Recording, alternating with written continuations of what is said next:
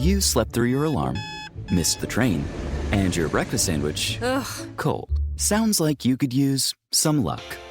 I'm Victoria Cash, and Lucky Land is where people go every day to get lucky. At Lucky Land, you can play over 100 casino-style games for free for your chance to redeem some serious prizes. Go to LuckyLandSlots.com and get lucky today. No purchase necessary. VGW Group. Void where prohibited by law. 18+. Terms and conditions apply. Agora, na Rádio Edu, EduComcast, seu novo podcast sobre educomunicação.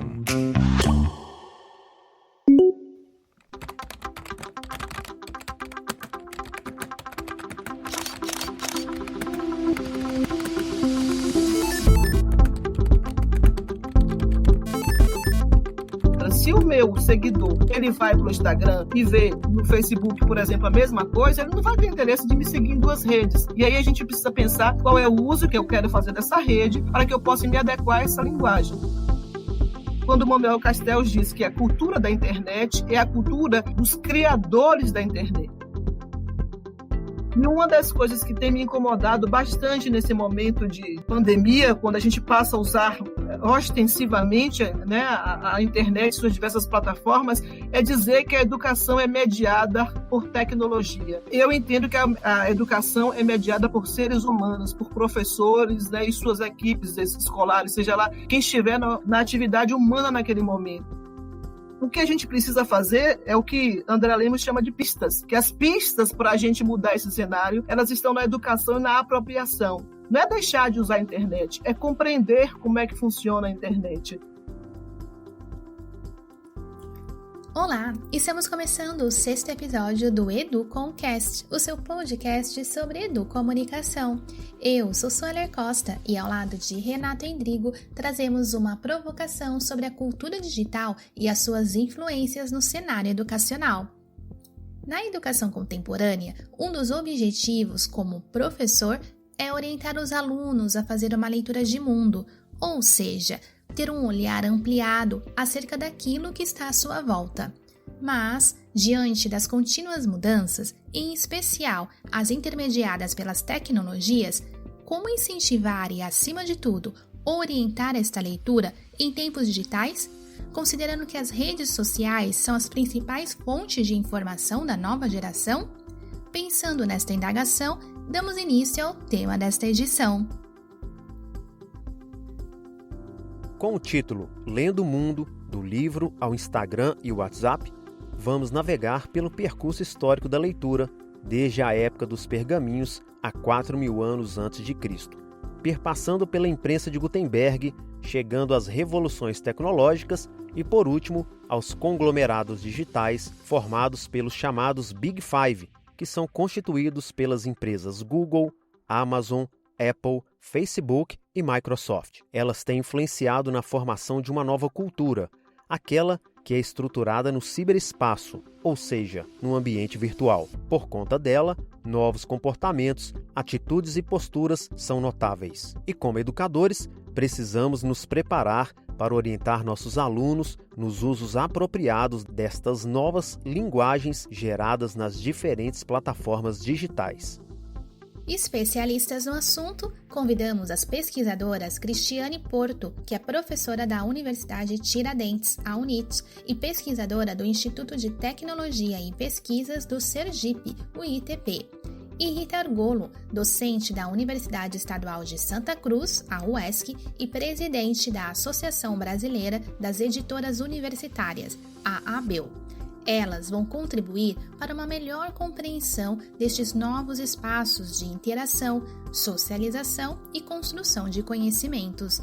Quem media este encontro é a jornalista e pesquisadora Ana Luísa Gomes, que é integrante do grupo de pesquisa MECOM e atua no Oboré Instituto Vladimir Herzog. Boa noite a você que acompanha o curso de formação Mídias e Tecnologias na Interface Educação e Comunicação. Eu sou Ana Luísa Gomes, jornalista e pesquisadora, e é uma honra muito grande estar aqui hoje como mediadora do nosso o curso Mídias e Tecnologias na Interface Educação e Comunicação, uma atividade conjunta dos grupos de pesquisa Polifonia, vinculada ao Departamento de Ciências Humanas alunas do Campus 3 da Universidade Estadual da Bahia, UNEB, e do MECOM, vinculado ao Centro de Comunicações e Artes da Escola de Comunicações e Artes da USP. A proposta nasce justamente para colaborar quanto educadores e comunicadores sobre como se dá essa simbiose entre as tecnologias e as práticas educativas.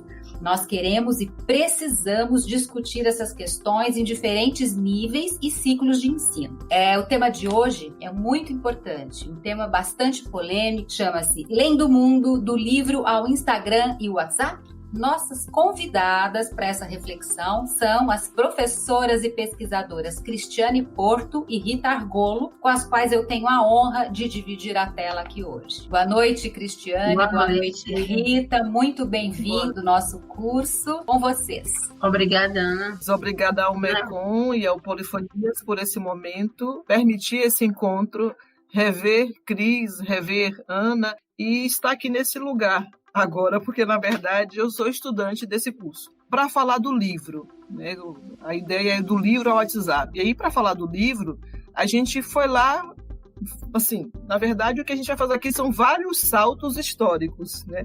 Para tentar trazer alguns elementos, né, que são considerados elementos importantes para a gente compreender o estado das coisas hoje. Então, nesses saltos históricos, a gente vai para a história, onde os seres humanos primitivos, eles buscavam uma forma de expressão por meio da pintura rupestre, desenhando no interior das cavernas. Talvez seja essa a primeira possibilidade de expressão de alguma forma escrita. Ainda tem um exemplo dessa escrita cuneiforme dos sumérios, que foi até comparado em alguns momentos com os tablets contemporâneos, né? Essa escrita na argila que cabe numa mão. Isso data de mais ou menos 4.000 anos antes de Cristo. Essa primeira tentativa de mobilidade da escrita. A escrita na parede da caverna, né, nas pedras, elas ficavam fixas nos lugares. Os sumérios trazem essa possibilidade de mobilidade. E aí a gente dá outro salto na história e vai falar do papiro. O papiro é uma primeira tentativa de papel, uma forma mais leve da gente poder expressar a escrita. É um papel vegetal e data também de mais ou menos 3.000 anos antes de Cristo. O pergaminho do século II antes de Cristo, na Grécia, ao contrário do papiro, ele é de origem animal. Ele vem do couro, da pele. É criado na cidade grega de Pérgamo, hoje Bérgama, na região da Turquia. O pergaminho, ele tinha a possibilidade de ser mais duradouro do que o papiro. Dando outro salto, a gente vai para Roma, há mais ou menos 2.000 anos, com a escrita impressa, na verdade impressa é cavada assim, na madeira encerada. Aí que surge aquela primeira ideia de livro, mas ainda eram livros pesados, que tinham até 10 páginas. E algumas vezes esses livros eram escritos na madeira e depois eles eram passados para o papiro, porque o papiro era mais durável e a madeira ela poderia ser reutilizada para fazer outras escritas. O papel mesmo, assim, para a gente lembrar da Biblioteca de Alexandria, a Cris, que estudou letras, né, deve ser uma das apaixonadas pela Biblioteca de Alexandria, né? Eu acho que uma coisa interessante que a gente fique atento é que toda essa questão do livro ela é oriental, porque a gente tem que lembrar que há uma reclamação muito dos ocidentais em relação ao livro. Se a gente for olhar bem na Grécia Antiga, os discursos eram orais, né, baseados em escritos, mas também orais, só que não existia o livro, porque eles trabalhavam muito com a questão do diálogo. As grandes falas eram os diálogos, tanto que quando Platão escreve o primeiro livro sobre filosofia, etc., um dos primeiros, quando ele passa a escrever, ele coloca o nome de diálogos, ou seja, continua essa necessidade da fala e menos do livro. Então o livro ele ganha força mesmo no Oriente, que é o primeiro livro, que é agora eu passei o nome do livro, agora aqui o Corão, né, que traz mais perto do que a gente espera que seja um livro. Essa é a grande sacada. Então, lembrar sempre que isso devemos muito aos orientais. E não como essa ideia do centralismo ocidental da Europa, não é bem assim.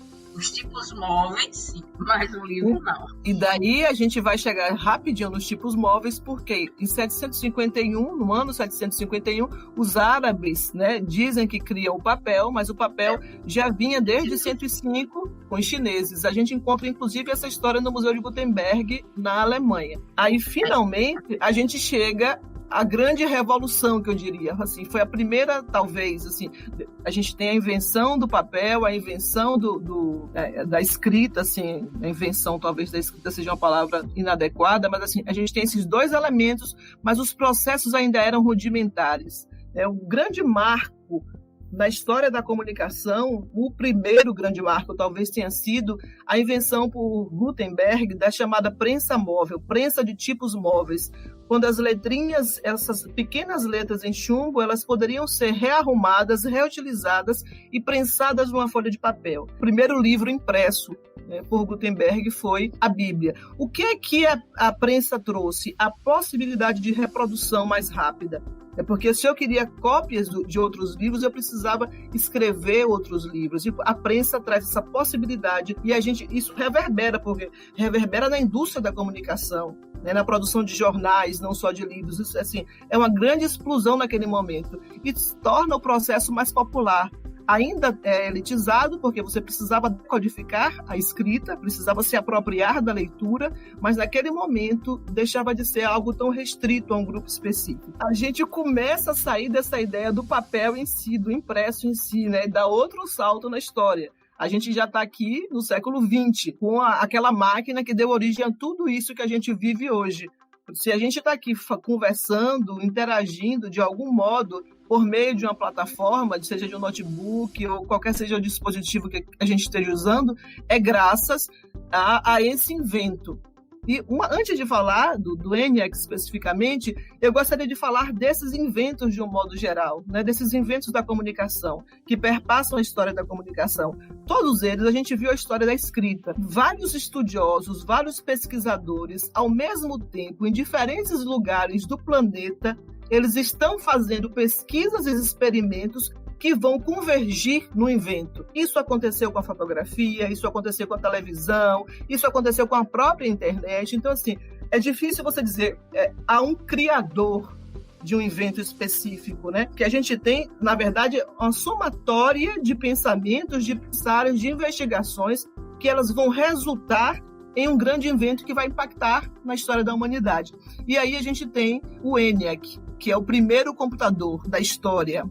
Ocupava uma sala, uma máquina gigantesca, para a gente ter uma ideia. Ele foi divulgado, lançado em 1946, mas ele começou a ser trabalhado, ele já tinha condições de operacionalização em 1943. Então, eu trouxe alguns dados para a gente ter noção da grandiosidade que era essa máquina. Grandiosidade no sentido de invento mesmo, um invento histórico, científico, tecnológico, mas também de espaço. Every day when you log into ChumbaCasino.com, the ultimate online social casino, you get a free daily bonus. Imagine if you got daily bonuses in other parts of your life. I chose French fries over loaded French fries.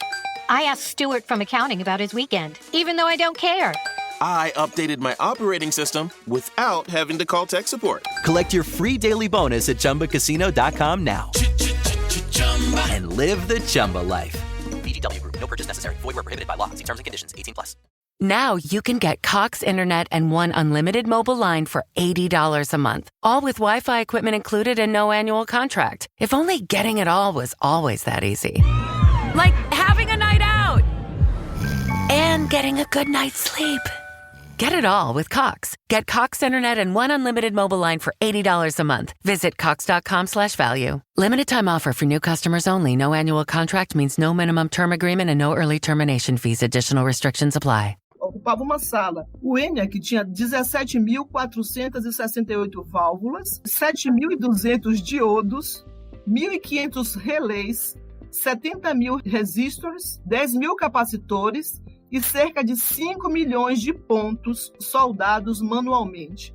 Pesava 27 toneladas e ocupava uma área de 167 metros quadrados. Para os professores de matemática, isso aí é excelente, né?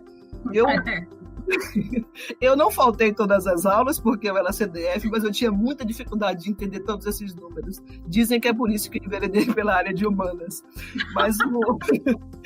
Mas é importante a gente lembrar que o ENIAC foi uma encomenda do exército americano. A gente vê que está em um momento pós-guerra, né? Na verdade, durante uma guerra, a Segunda Guerra.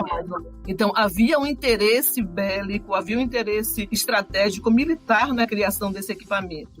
E o importante é a gente pensar que na parte de hardware, de criação da máquina, esse trabalho era dedicado aos homens, esses cargos, essas funções eram ocupadas por homens. Uma coisa importante, que eu acho que a gente precisa deixar demarcado nas nossas conversas sempre, é que o trabalho de software, vocês vão ver que a operacionalização do software dessas máquinas era feita por mulheres. Isso, eu acho bacana da gente pontuar. É importante a gente também lembrar uma coisa, que o que possibilita a criação desse computador? É entre os anos de 40 a 45 que o homem consegue, num momento bem forte da humanidade, porque estava passando por uma guerra e precisava de novas armas, ele conseguiu, meia pesquisa, ele conseguiu fazer um mapeamento do cérebro humano, ou seja, da funcionalidade. Se você observar o computador, ele é basicamente uma estrutura de hardware, do corpo, e o software é aquele que a gente chama de alma, de linguagem do computador, né? Então, o que a gente vai ver é que muito do que se a gente pensa no computador, nos transistores, etc., é tudo baseado numa pesquisa grande, né? Não foi um só que fez, como Rita disse. A ciência sempre trabalhou em grupo, ainda que distante,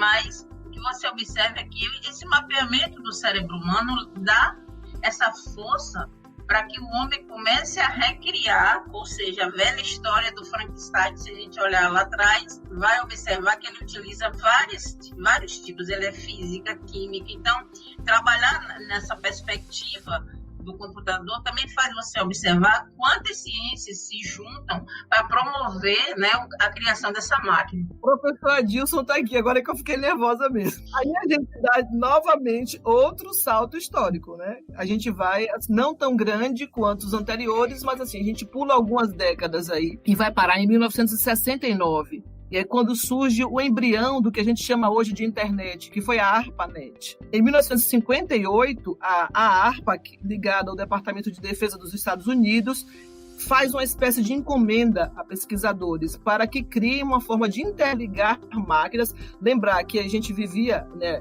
um momento de Guerra Fria, né, então os Estados Unidos estavam preocupados com esse trânsito, esse tráfego de dados.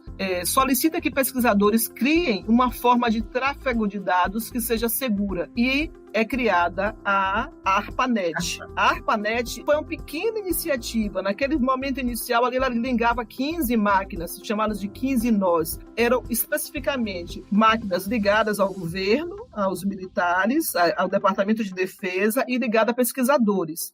Com o tempo, ela vai se ampliando de tal modo que deixa de ser interessante na perspectiva de segurança de dados. E aí, o Departamento de Defesa entrega a ARPA só para pesquisadores, ela se transforma na ARPA Internet e cria uma rede própria, em 1983, que é a chamada MILNET. E os pesquisadores continuam trabalhando nas universidades, desenvolvendo, aprimorando aquela rede, que em 1990 ela se torna obsoleta para aquele uso. Só que ela estava obsoleta para os investimentos. Aí, professor Citela me deixou nervosa. Agora eu comecei a gaguejar. Ela estava obsoleta para os investimentos de instituições de pesquisa ligados ao ensino. Então, ela passa para a operação comercial. E é no momento que ela passa para a operação comercial, para a criação dos provedores, que ela se expande pelo mundo. Inicialmente pelos Estados Unidos, aqui a gente demora mais, não cobre, assim, a gente tem um outro parênteses, isso gerava uma outra discussão, um outro momento, que é discutir a questão da acessibilidade. Né? A gente fala hoje que o mundo está interligado, mas não está, é mentira. Né? A gente tem uma outra discussão, que é a exclusão social, exclusão digital, que não dá para a gente enveredar um pouco aqui nesse momento, assim. Mas é preciso deixar claro, o mundo não está conectado. Essa é uma discussão que envolve classes, né? Envolve poder econômico, controle, enfim. Uma dica bem básica, só para acompanhar aqui no Brasil, assistam o filme Freenet. Ele está livre na internet, vocês vão ver o que é que se faz no Brasil para se ter um pouquinho de conexão. É um filme muito bom, vale, apesar de não ser tão novo, já deve ter uns 4, 5 anos, mas ainda é muito da nossa realidade, vale muito a pena depois vocês baixarem e assistirem. E aí a gente tem a grande revolução, porque até aquele momento os dados eram trocados entre máquinas, né? Eu me lembro quando eu conheci, acho que em 1991, mais ou menos, uma máquina de vídeo texto, era uma máquina gigantesca, eu fazia faculdade em Salvador, o pai de uma amiga que trabalhava com editoração, eu falei assim, chamou todos os colegas para a casa dele, né, seu Péricles, ele é pai de Mariana, e fomos todos visitar a máquina de seu Péricles. Era uma máquina que era no DOS, operava com DOS, e a gente só recebia aquelas letrinhas verdes, era aquilo ali. E foi uma alegria, uma coisa de assim, mágica. Então, como o fax, né? O fax também foi mágico de algum modo, né? A revelação da fotografia no papel também em laboratório também tem sua mágica. Mas o cara que revoluciona esse processo, o momento inicial da internet, e faz a internet ser aquilo que a gente enxerga hoje, é um americano chamado Tim Berners-Lee, que cria a WWW. Ele cria o World Wide Web, que é essa interface que permite que a gente crie, desenhe, trabalhe com hipertexto, com hiperlinks. Né? Ele faz isso em 1990. Né? E esse desenho de internet que a gente conhece hoje, do mesmo modo, a gente atribui isso a Berners-Lee, mas ele não trabalhava sozinho. É aquele cara que ganha o nome de criador, que sai na linha de frente. Mas assim, é o primeiro grande marco da internet, é criar uma interface amigável, onde você possa criar os seus sites, expor seus produtos, lembrando que aí o interesse passa a ser comercial. Um outro grande marco, que aí esse super mais forte, traz aí a responsabilidade desse desenho que a gente tem hoje da plataformização, diz respeito a outro cara chamado Tim O'Reilly, que cria a Web 2.0 em 2004. Ele traz essa noção de web como plataforma. É a partir desse momento que a gente sai de um modelo broadcasting, de emissão de comunicação, que é o broadcast, é uma rede, produz para várias pessoas, né? Milhões, milhares de pessoas consumirem. É o modelo de televisão que a gente tem, televisão tradicional, né? As redes de TV. Tem lá uma empresa que produz e todo mundo que consome. Um jornal que vai para a banca e todo mundo que lê a mesma notícia. Berners-Lee, O'Reilly diz, você pode construir. Diga, Cris. É comunicação massiva para comunicação pós-massiva com o Tim O'Reilly. Exatamente. E tem dois pesquisadores, Pierre Levy, que é um dos clássicos de estudo da internet, e André Lemos, que Pierre Levy é um canadense, e André Lemos é professor da UFBA. Ele trabalha nessa noção de comunicação pós-massiva. É o que a gente faz hoje. Não nos interessa mais consumir um produto audiovisual, consumir um telejornal, uma telenovela, ouvir um rádio. Eu quero participar, eu quero botar meus comentários, eu quero ser um consumidor que seja, mas que eu seja consumidor ativo. Mas mais que isso, eu posso produzir e posso encontrar meus pares. Eu posso encontrar outros professores. Então, assim, a Web 2.0 faz oposição ao .com, que é essa internet como vitrine. E ela deixa de ser vitrine para que eu veja e passa a ser plataforma. E aí surgem os blogs, surgem as redes sociais, surgem as ferramentas Wix, que eu posso construir, escrever, produzir com outras pessoas, e surge uma infinidade de outros aplicativos, de outras possibilidades que nós conhecemos hoje. E surge também a cultura do compartilhamento, que aí a gente vai, nesse sentido de cultura do compartilhamento, a gente já começa a falar de cibercultura, que é essa cultura que é formada, que permeia, que é estruturada no ciberespaço, que é esse espaço virtual que a internet cria. E aí a gente recorre a Manuel Castells, que é um espanhol, um dos principais pesquisadores também na área de internet, que quando Manuel Castells diz que a cultura da internet é a cultura dos criadores da internet. Por cultura, entendemos um conjunto de valores e crenças que formam o comportamento, padrões repetitivos de comportamento geram costumes que são repetidos por instituições, bem como por organizações sociais informais. Então, em poucas palavras, de forma talvez mais rasteira, o que Castells diz? Que a cibercultura, que essa cultura que nasce no ciberespaço, ela molda os nossos comportamentos, ela muda a nossa forma de agir, de pensar, de lidar com o outro. Eu vou aprender a conversar nas salas de bate-papo, porque tem regras específicas. Eu vou aprender a fazer compras nos sites, nos aplicativos. Eu vou aprender a usar o aplicativo do banco, eu vou aprender tantas outras coisas, né? Você começa a viver numa cultura que é a cultura mediada pelo digital em rede.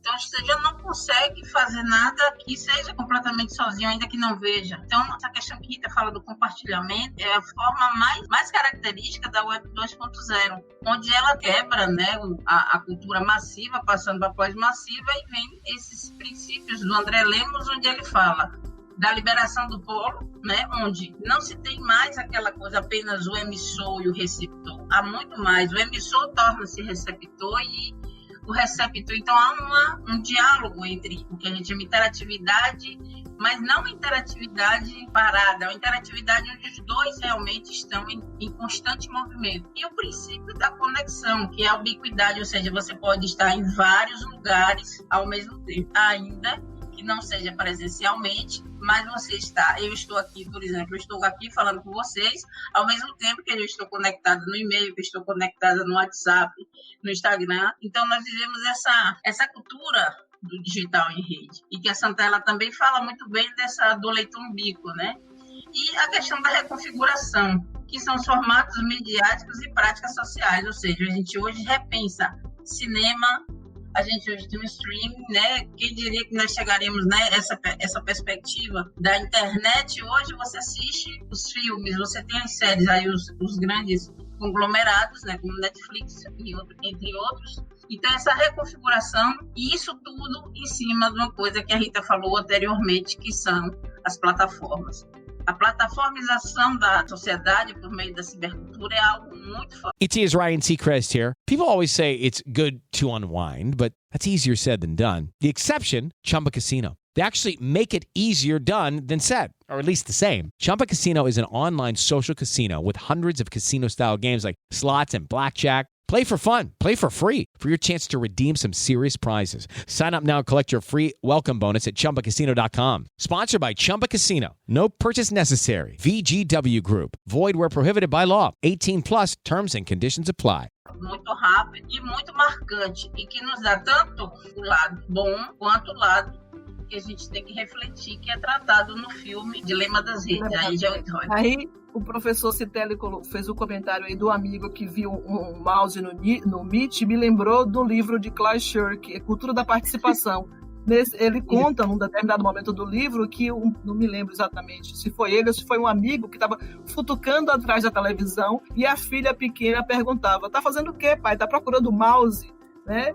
Isso também diz muito da cibercultura, né? Claro. Porque aí a gente vai discutir as gerações, né? As gerações dos nativos digitais, a dificuldade que foi para muitos de nós fazer essa transição, que ainda é para muitos de nós fazer essa transição. E a gente entra numa outra questão, que é discutir o letramento digital. Enfim, é um tema bastante rico que me interessa muito. Ainda nessa perspectiva do que Cris falou, desses princípios da internet que o professor André Lemos elenca, que é a liberação do polo emissor, a conexão, a vida em rede e a reconfiguração, eu gostaria de destacar, complementando Cris, a cultura remix, que ela nasce dessa possibilidade de reconfiguração, que eu pego uma coisa daqui, pego outra daqui, cruzo e crio algo novo. Claro que lembrando que eu preciso respeitar os direitos autorais. No momento em que eu respeito, eu posso trabalhar com licenças, por exemplo, como Creative Commons, que já me dá a possibilidade, né, de usar, de reproduzir aquele material respeitando os direitos do criador.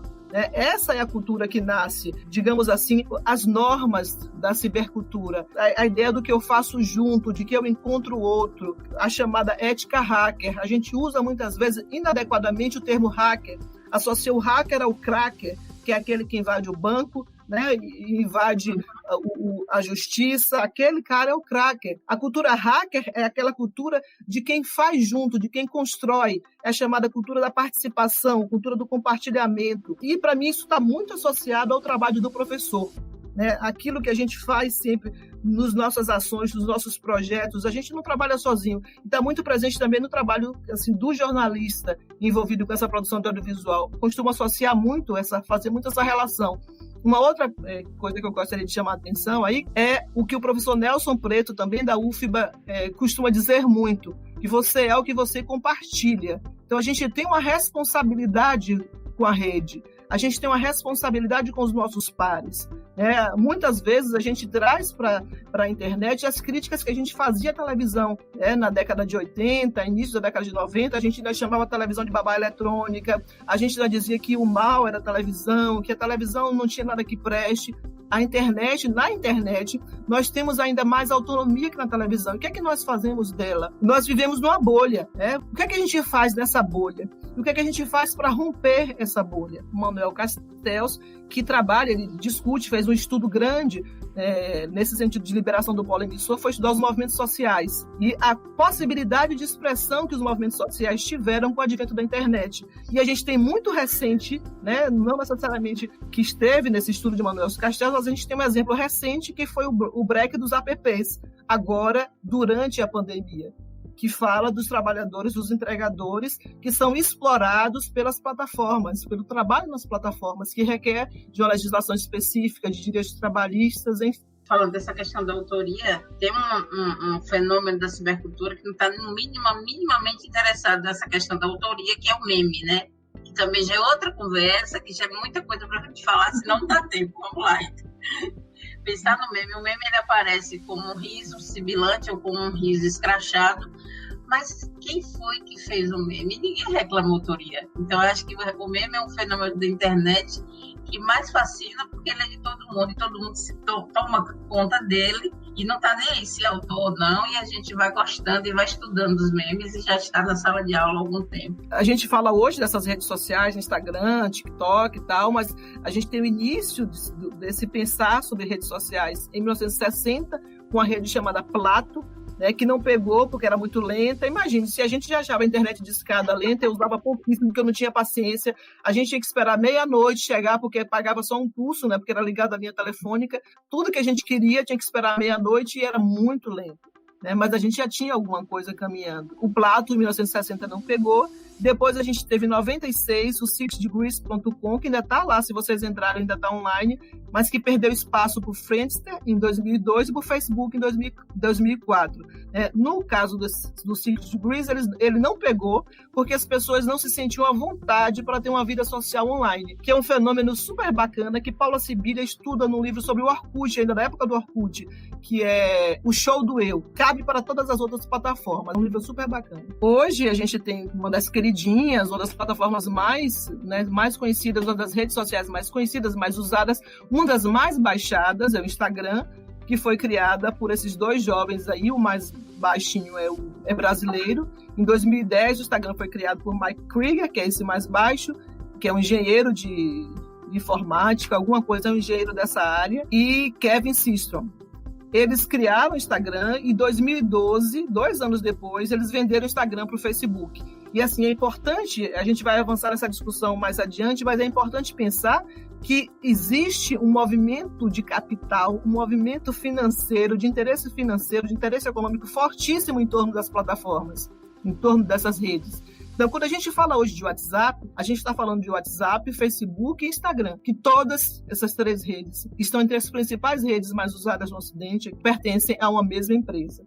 O Instagram hoje ele tem mais de 1 bilhão de usuários, mais de 500 milhões de pessoas circulam pelos stories diariamente, quem não usa menos o Instagram, aquelas bolinhas que ficam no topo, e ela tem uma lógica específica, que é a lógica de engajamento, que eu falo daqui a pouco. 70% dos usuários do Instagram, eles têm menos de 35 anos, e o Instagram, ele passa frequentemente por atualização de funções, de linguagem. Então, assim, inicialmente ele só permitia a publicação de fotos, depois permitia um pouco de texto, depois link você só pode botar na bio, tem umas regras específicas para ele. Mas ele foi se abrindo, aceitou vídeo, depois criou o IGTV, permitindo vídeos um pouco maiores, surgiu o fenômeno das lives, que já existia o recurso, mas não era muito explorado. Então ele surge como uma espécie de fenômeno agora, durante a pandemia. Depois, com a expansão do TikTok, ele cria o Reels, que são esses vídeos mais engraçadinhos e mais curtos. Enfim,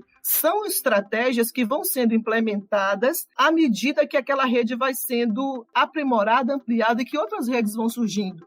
E aí a gente entra na discussão que é trazida por cultura da convergência. Então, Henry Jenkins faz essa discussão de cultura da convergência, mas o que Jenkins chama a atenção, a convergência não está na tecnologia, a convergência está nas nossas mentes, dentro das nossas cabeças. Há uma convergência de pensamento, de criação, de conteúdo. E o que essas plataformas fazem é adaptação, adequação, né, desse desenvolvimento da cultura, desse aprimoramento, digamos assim, né, desse desenvolvimento da cultura, da cibercultura, essas plataformas vão sendo aprimoradas. Um cuidado que a gente precisa ter, pensando nas redes sociais, é pensar no uso de maneira transmídia. O que é transmídia? Transmídia, ela é uma oposição, digamos assim, à cross-mídia. A cross-mídia é o que fazia os grandes meios de comunicação hegemônicos tradicionais. É o que eles fazem, o que o broadcasting faz. Um produz, e aí você pega aquele mesmo conteúdo e reproduz para várias pessoas igualzinho. As pessoas pegam essa ideia do cross-mídia, né, do broadcasting, e acaba repetindo. Então, eu faço um post no Instagram igualzinho ao que eu faço no Facebook, igualzinho, não dá para ser no TikTok, que não tem as mesmas funções, mas assim, se eu faço um vídeo pro TikTok, eu boto no Reels do Instagram. Não funciona, você vê logo que corta as laterais. Né? Tem essa questão de adequação de linguagem e tem uma outra. Se o meu seguidor ele vai para o Instagram e vê no Facebook, por exemplo, a mesma coisa, ele não vai ter interesse de me seguir em duas redes. E aí a gente precisa pensar qual é o uso que eu quero fazer dessa rede para que eu possa me adequar a essa linguagem. Então, a transmídia, ela está muito associada também à construção narrativa. Eu vou criar produtos que perpassem essas diversas mídias, criando uma história, criando uma narrativa. O WhatsApp, ele surge, se eu não me engano, 2006, 2007, 2005, mas ele começa mesmo o advento dele já bem para cá, né? 2009, 2010. E nesse período a gente começa a pensar muito, não, bem depois, quando ele realmente todos começam a usar de maneira massiva, aí vem as eleições dos Estados Unidos, depois a daqui, antes da daqui a gente já tinha pensado num livro. Como é, e ao mesmo tempo que eu já estava trabalhando o WhatsApp em sala de aula em 2015 e 2016. Então, por que o WhatsApp? Como trabalhar esse WhatsApp em sala de aula, que muita gente achava uma coisa muito estranha, mas é um aplicativo, como é que você vai levar para a sala? Os meninos vão ficar com o smartphone na mão, o celular, né, que chama celular, e toda uma polêmica de escolas que não liberam até hoje o uso do celular. Nas faculdades a gente viu muitas vezes tendo problema porque o professor tomava o telefone, entre outras coisas. Ainda no bolo dessa discussão a gente aparece com esse livro, que é o WhatsApp Educação, mostrando as diversas formas que o WhatsApp pode ser utilizado no processo educativo. O livro, inicialmente, ele nasce de uma conversa entre amigos, eu e os meninos, a Caio era me orientando, e o Alexandre, colega de trabalho. E aí muitos professores disseram assim, mas Cristiane, não é mais do mesmo, já tem um livro falando de aplicativo. Eu digo, mas uma coisa é você falar de vários aplicativos, não querer falar de um só. Ainda ficou aquela polêmica, vai, não vai, o livro vai fazer sucesso. Eu digo, gente, a gente tem que pensar que tudo é fenômeno da cibercultura. E que na educação a gente pode empregar sim, até porque o momento que você tem uma expansão de repertório e necessariamente ele não precisava ter nascido para ser usado na educação. Como o pessoal fica falando de jogos educativos, todo jogo tem uma função. E aí veio esse livro. O livro foi lançado em 2017, né? E esse ano ele foi para o Cielo Livros. E aí está o resultado desse livro em aberto, né, que já tinha sido vendido muito, muito procurado logo que foi lançado. As editoras, a Editos e a Edufpa, elas se juntaram para poder fazer esse livro acontecer. E foi uma coisa bonita. O lançamento do livro foi bem interessante, ele foi muito vendido, muito procurado, pelo menos na editora nossa que representava, né, que tem um processo de venda e revenda entre as editoras universitárias. E quando ele foi para o Cielo, ele bombou. E aí a gente tem 46.450 downloads no Brasil. Aí nós temos Egito, Arábia Saudita e Líbano. Aí perguntaram, mas não tem português? Eu digo, gente, vocês esqueceram que atualmente os tradutores, eles têm melhorado muito por conta de outra perspectiva que a gente vê por trás, que é a inteligência artificial, que é o grande boom, né, do momento, junto com as plataformas. Claro que as plataformas sempre estiveram aí. A dataficação também estava, mas o estudo como a inteligência artificial também estava. Mas, ultimamente, os estudos têm se voltado muito nessa perspectiva, né? O WhatsApp era uma coisa... With the Lucky Land Slots, you can get lucky just about anywhere. This is your captain speaking. We've got clear runway and the weather's fine, but we're just going to circle up here a while and get lucky. No, nothing like that. It's just these cash prizes add up quick. So I suggest you sit back, keep your tray table upright, and start getting lucky. Play for free at LuckyLandSlots.com. Are you feeling lucky? No purchase necessary. VGW Group. Void where prohibited by law. 18+. Terms and conditions apply. Mais nova, pertencia também ao Facebook. E também tinha aquela ideia das pessoas que o Alex Primo fala muito bem. Nós temos a ideia de quando um fenômeno da cibercultura está em alta, por exemplo, quando o Instagram chegou, quando o Facebook chegou, o Orkut perdeu o lugar, porque nós gostamos de novidade, e a gente se muda e acha que a outra tem mais recursos, mesmo que tenha os mesmos recursos. Saímos do Facebook e estamos no Instagram, e já começou a guerra Instagram e TikTok, porque nós temos essa grande capacidade de jogar de lado uma coisa para assumir outra. Os modismos, que é uma questão também muito... Como tudo é muito rápido, todas as redes começam a cair nessa questão do uso. Então, o Facebook, quando apareceu, era maravilhoso e foi se criando. Com a questão das eleições, tanto nos Estados Unidos como no Brasil, ele ganhou uma força pejorativa muito forte, muito chato, porque aí é que está. Se há uma liberação do polo, será que nossa população, o ser humano de um modo geral, ele estava educado para usar?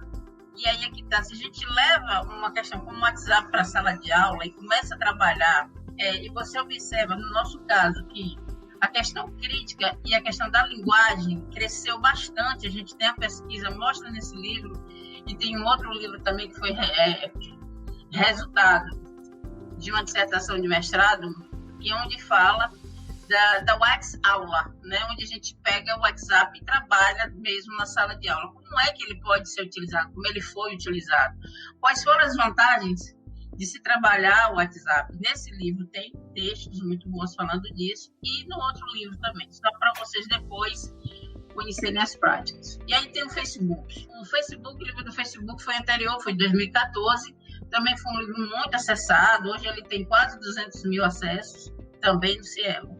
E aí a gente ficou entre os 10 finalistas do Jabuti, foi uma grande surpresa para nós. E para não sair da coisa, a gente vai lá na Transmídia e traz um pouco da fanfiction. E o campeão da fanfiction, que é o Harry Potter, né? O que é a fanfiction? A fanfiction é a extensão da narrativa. Geralmente muita gente assistiu, leu Harry Potter. E se você vai, o que é que você encontra? A extensão da narrativa, como cada um queria que aquela história continuasse. A J.K. não fez, lógico, mas se você for observar nas fanfiction, tanto, em qualquer idioma, você vai ver que tem lá o Harry Potter batendo de muito bom. Outro livro também que é muito, muito trabalhado como fanfic é Entrevista com o Vampiro. Mas a Anne Rice, ela odeia fanfic, ela acha que é um horror e que ela questiona e fala dos direitos autorais. Então, o Harry Potter, ou seja, a fanfic é mais um exemplo da transmídia, da força da narrativa diferenciada e da liberação do polo. Hoje você tem o Wattpad, onde você vê tanto fanfiction como vários livros que até são vendidos na Amazon depois, os romances, etc. São 2 livros ainda muito, muito lidos, tanto do Facebook quanto o do WhatsApp. A gente recebe sempre os dados, né, e os downloads, e eu fico muito feliz com o livro do WhatsApp, porque realmente é um livro que tem sido muito lido, muito citado. Então, essa é uma parte que eu agradeço às minhas editoras prediletas, né? E a quem me ajudou, tanto do livro do Facebook quanto do WhatsApp. Isso fica como uma tarefa prática para quem está nos ouvindo, né? Para reconhecer mais sobre isso, até porque a gente lançou aqui só as bases. Que a gente trouxe como exemplo, né? A proposta é o WhatsApp e o Instagram, mas existe uma série de outras redes. Mas lembrando que, por exemplo, né, uma dessas que está aqui é o TikTok, que é uma rede chinesa, e aí existe uma outra questão política, porque a China tem uma internet própria, que depois a gente pode discutir, eles não aceitam o acesso ao Google e tal. E uma outra questão que chama muito a atenção da gente, eu não vou entrar muito nessa discussão, mas depois vocês podem ler Jesus Martim Barbeiro, que é um autor que é um dos clássicos nesses estudos de comunicação, e Barbeiro discute a questão da mediação ligada à cultura e também ligada ao ser humano. E uma das coisas que tem me incomodado bastante nesse momento de pandemia, quando a gente passa a usar ostensivamente, né, a internet e suas diversas plataformas, é dizer que a educação é mediada por tecnologia. Eu entendo que a educação é mediada por seres humanos, por professores, né, e suas equipes escolares, seja lá quem estiver na atividade humana naquele momento.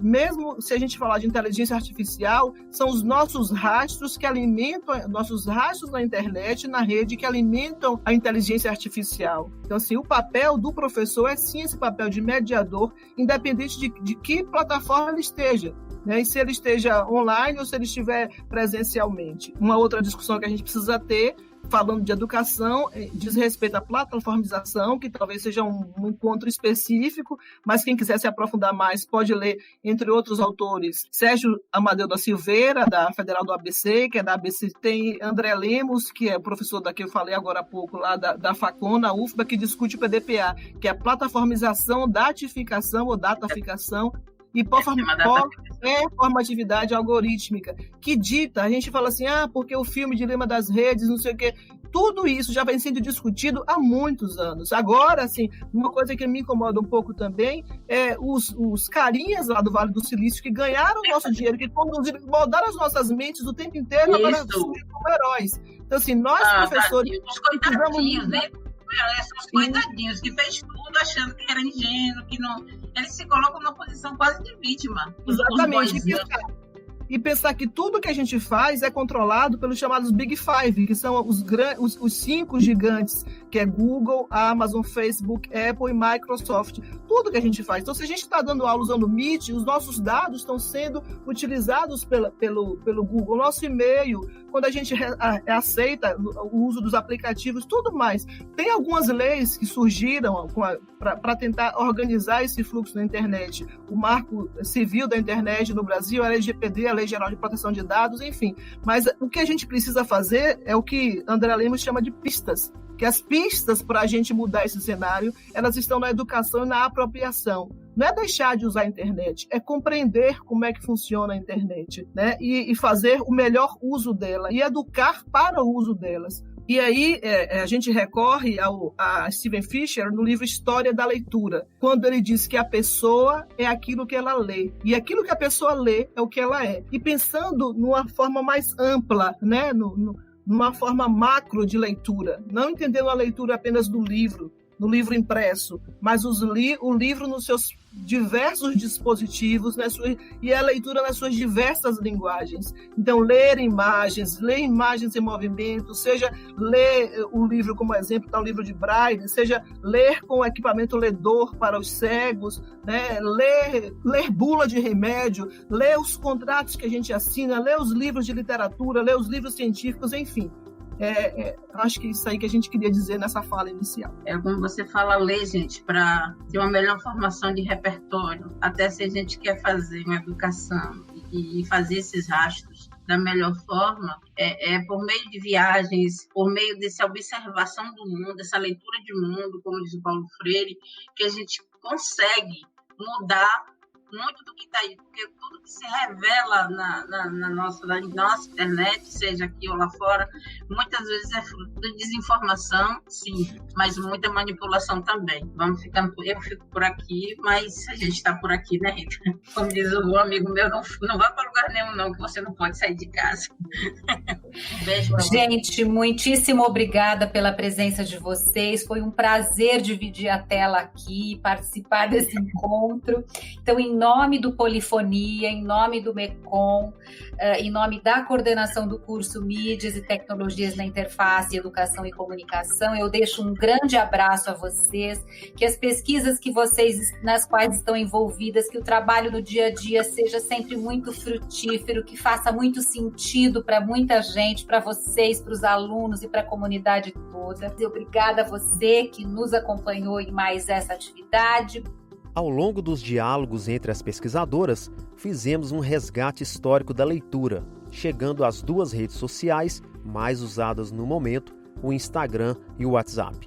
2 potências com mais de 1 bilhão de usuários que seguem a lógica do engajamento interação e compartilhamento. 2 apps que podem ser explorados sobre o ponto de vista educativo, mas, sobretudo, ganchos para trabalhar algo ainda mais importante entre os alunos, a cultura digital. Além de interagir nas redes sociais, os estudantes devem ser preparados para o uso consciente destes meios. Para isto, precisam entender que tudo o que fazemos no universo digital é controlado pelos conglomerados e que, por isto, temos de seguir algumas pistas para mudar este controle, e elas estão na educação.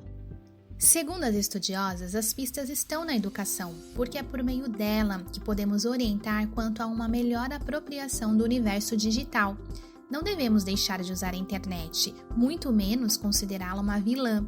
Pelo contrário, temos de compreender como ela funciona, para então fazer o melhor uso dela. Precisamos educar para as redes. De acordo com estudiosos citados durante o debate, você é aquilo que compartilha, baseando-se naquilo que você lê. E por isto, a leitura deve ser trabalhada de uma forma macro, ou seja, é necessário entender o livro em seus diversos dispositivos e a leitura em suas inúmeras linguagens, do impresso ao digital. E essa leitura vai ainda além, porque ela é ampliada com as nossas viagens, movimentos e circulações pelos diversos espaços que a gente percorre. E é este conjunto de informações que contribui para a leitura de mundo, aquela que ajudará na nossa contínua formação, tanto do ponto de vista intelectual, como também pessoal. E para finalizar este episódio, destacamos uma das falas centrais deste encontro, referente à consideração do papel do professor no cenário atual. Tem se falado muito, em tempos de pandemia, que a educação vem sendo mediada pelas tecnologias, o que tem gerado um incômodo. Isto porque, conforme enfatiza Rita Argolo, educação não é mediada pelas tecnologias, e sim por seres humanos, mesmo como a inteligência artificial são os nossos rastros na internet que alimentam esta inteligência. Portanto, o professor sempre terá o papel de mediador, tanto nos ambientes presenciais quanto nos virtuais. Reflexões importantes para continuar nos preparando para os desafios que o ciberespaço traz à educação. Este podcast é produzido pela Rádio Edu Brasil em parceria com o Grupo de Pesquisa Polifonia, do Departamento de Ciências Humanas da Universidade Estadual da Bahia, UNEB, e com o Grupo de Pesquisa MECOM, Mediações Educomunicativas, da Escola de Comunicação e Artes, ECA, da Universidade de São Paulo, USP. With the Lucky Land Slots, you can get lucky just about anywhere. This is your captain speaking. We've got clear runway and the weather's fine, but we're just going to circle up here a while and get lucky. No, nothing like that. It's just these cash prizes add up quick. So I suggest you sit back, keep your tray table upright, and start getting lucky. Play for free at LuckyLandSlots.com. Are you feeling lucky? No purchase necessary. VGW Group. Void where prohibited by law. 18+. Terms and conditions apply.